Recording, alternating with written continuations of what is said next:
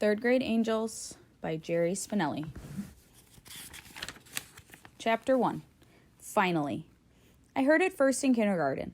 First grade babies, second grade cats, third grade angels, fourth grade rats. I didn't like being a first grade baby. I wasn't a baby. I didn't like being a second grade cat. I like dogs. All this time I've been waiting to be an angel, and now I am. Today is the first day of third grade. We could see it from the hallway as we headed for our new classroom. It was right on the door, a big sign. Welcome, angels. Our new teacher, Mrs. Sims, was standing there saying it to each of us as we entered the classroom. Welcome, Angel Brett. Welcome, Angel Heather. Welcome, Angel Emma. Amazing. How did she know our names already? We shook each student's hand. When it was my turn, she shook my hand and said, Welcome, Angel George. Only my teachers call me George. My real name is Suds. When we were all in our seats, Mrs. Sims gave us the biggest smile I've ever seen. I knew right away that we were the best class she ever had. I fired my best smile back at her. She held out her arms. Good morning, angels. Good morning, we shouted back. A boy beside me added, Teacher. We all laughed. Are you the boss, Angel? The same boy asked. Half of us were shocked and half laughed. Mrs. Sims laughed. She thought about it. She nodded.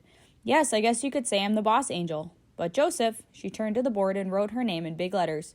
You can call me Mrs. Sims. Joseph nodded and looked across the aisle at me and said, Cool. I didn't know him. I figured he might be new. All right, said Mrs. Sims. Let's talk about angels for a minute. You've been a baby, you've been a cat, and you know where they are. But what about angels? What is an angel? Her eyes swept over the class. Hands went up. A spirit, said Raymond Benetti. A dead person with wings, said Holly Briscoe. Big white wings, Jeremy Muntz called out without raising his hand. Judy Billings was sitting in front of me. It was no accident. I had rushed to get the seat behind her. Her hand shot into the air. Ooh, ooh, ooh, she went. Yes, Judy, said Mrs. Sims. Judy stood even though the others didn't. Perfect in every way. The way she said it, so sure, I got the impression she knew a couple of angels personally. Mrs. Sims pointed at her. Good, all good answers. She motioned to the rest of the hands to go down. Now let's talk about... Christina Serrano practically screamed, Mrs. Sims, your earrings are angels. She was right. Dangling from Mrs. Sims' ears were little silver angels with wings. A couple of kids clapped. A couple said, Cool. Beside me, the new kid, Joseph, said, You the chick, but not loud enough for the teacher to hear. Mrs. Sims bowed. Thank you, friends. You are very observant. Last year's class didn't notice till the third day of school. She clapped her hands. All right, now, where were we? She pointed to Judy Billings again. Yes, perfection. I've heard that too. Whatever angels may be, everybody seems to agree that they're perfect. All right, she looked us over. Show of hands. Anybody here perfect?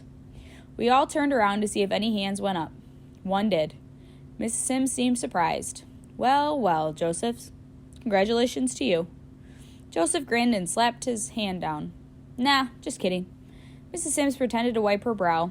Phew, had me worried there for a second. I wouldn't know what to do with a perfect third grader. Send him to angel school, someone piped up.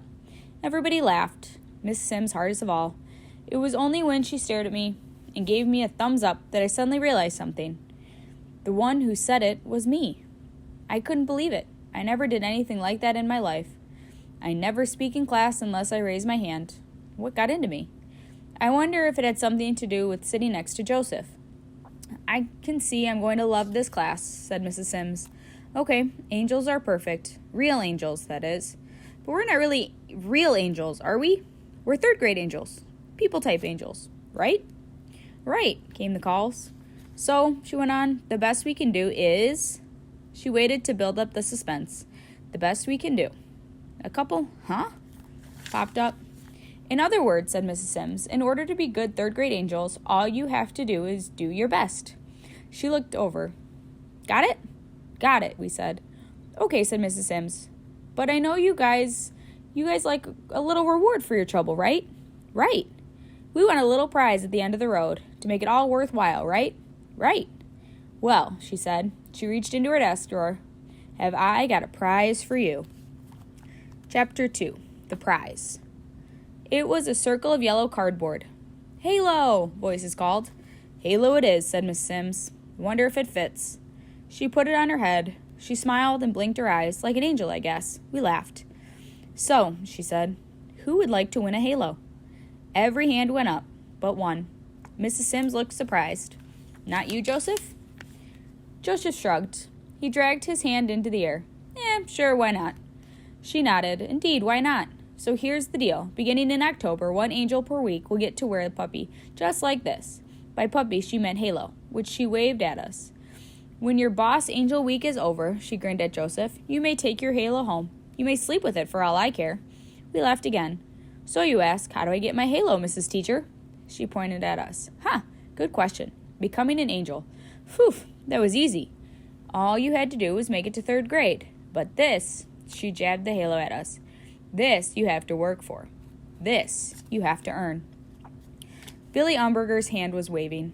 How do we earn it, Mrs. Sims? She blew Billy Umberger a kiss. I love a kid who asks good questions.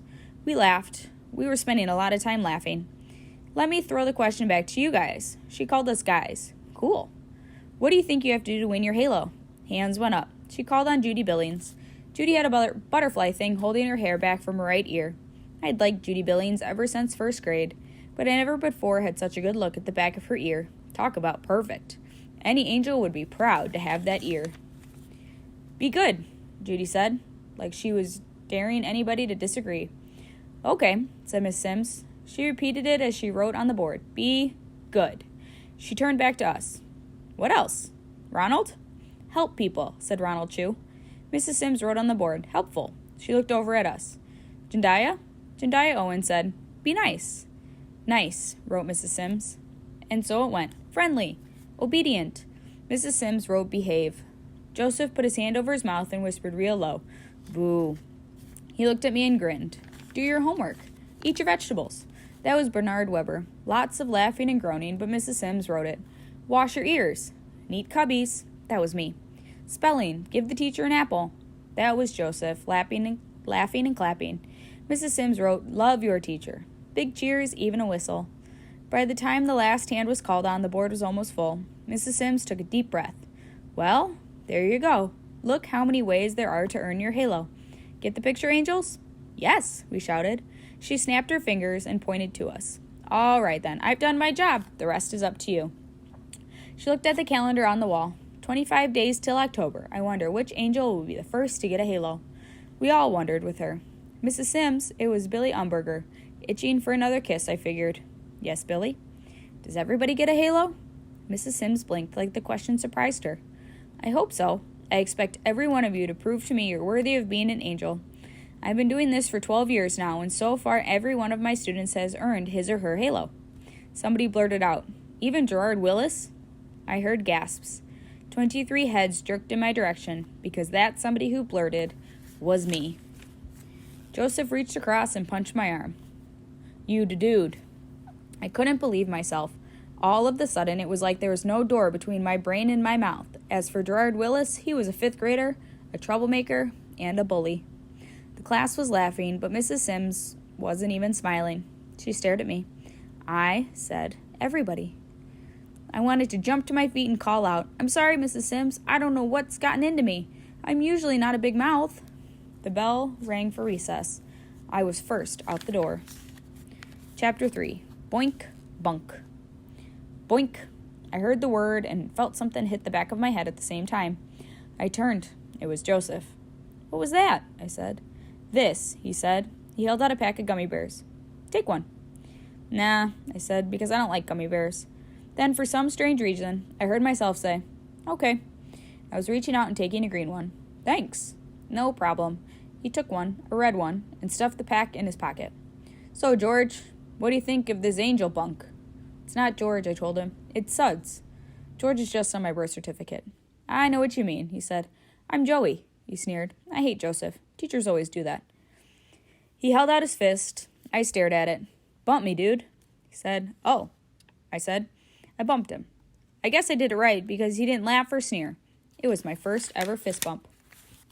So, he said again, what do you think of all that angel bunk? I had heard him the first time. I didn't know what to say because, to tell the truth, I didn't think it was bunk. I didn't recognize the word bunk, but it sounded bad. Oh, I don't know, I said. Where did it all come from, he said. I recited the chant for him. I stopped at 3rd grade angels. He sneered. He wagged his head. Dumb. We didn't do nothing like that at my school. I was thinking, this is your school now. But I said, where was that? He gave me a name I never heard of. And I said, so what's 4th grade? Rats, I said. His whole face changed like he just ripped open the best birthday present he ever got. Whoa, rats, cool. I'm going to like next year. I'm not, I thought. We were standing by the fence near the swings. I saw you looking at her, he said. Huh? I said, even though I knew exactly what he was talking about. He chuckled. Don't pretend. He poked me in the arm. And don't look away. You were looking at her the whole time. Who? I said. The hottie, he said, grinning. He nodded toward the girl on the swing. What's her name? Judy Billings. So you like her, huh? Heck no, I said. He grinned. You were looking at her in class, too. I thought you were going to mash your nose into the back of her head. I was not, I said. He laughed. He poked me again. Things were getting complicated. I started to walk away. He grabbed my arm. Hey, he said. Who's that? He was pointing to a big kid sitting on the bottom of the sliding board. A line of kids were waiting at the top to slide down, but nobody was telling the big kid to move. Gerald Willis, I said. The kid you were talking about in class? Yeah, he's in 5th grade. He was a rat last year? Yeah. Was he the boss rat? Yeah, I guess so, I said. The way Joey was looking at Gerard Willis, I could tell he wanted to be a boss rat someday. Then suddenly he was running across the playground to the sliding board. He pushed his way to the top of the ladder and threw out his hands and yelled, Geronimo! And slid down, right into the back of Gerard Willis. It was like a monkey crashing into a gorilla.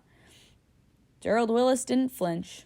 Joey, faster than you could think, hopped with both feet onto Gerald's shoulders, pushed off, and hit the ground, running. Gerald Willis was screaming bad words after him, but Joey was only laughing. By the time he got back to me, his face was red, and his eyes were flashing. He was gasping for breath. Everybody was staring, including Judy Billings. Her swing wasn't moving, and then Joey was walking over to her. He stood in front of her, still gasping, kind of hunched over. She stared at him. Her mouth was open. He turned back to me. His face, red, was grinning. His arms came open, and he was pointing at me. He squeezed out words between gasps. He loves you. Jody didn't move at first, like she didn't hear him. Then her head started turning real slow till it stopped at me. Her face was still the same, boggled, like she was in the front row of a movie. The only other thing that moved was Gerald Willis, who was heading for Joey. I went into a coma, then the school bell was ringing, and kids were running for the door.